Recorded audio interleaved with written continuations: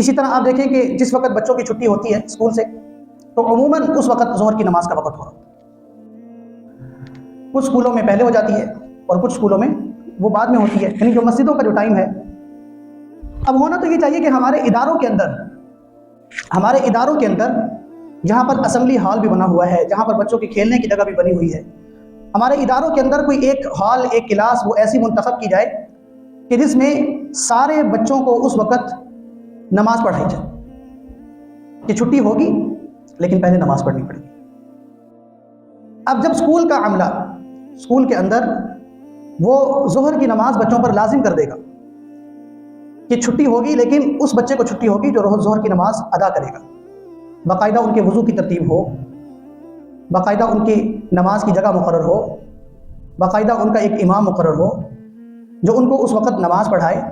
اور نگرانی ہو پوری بچوں کی کہ چھٹی تو ہونی ہے، گھروں کو تو انہوں نے جانا ہے، لیکن اس وقت جو اللہ تعالیٰ کی طرف سے حکم متوجہ ہے وہ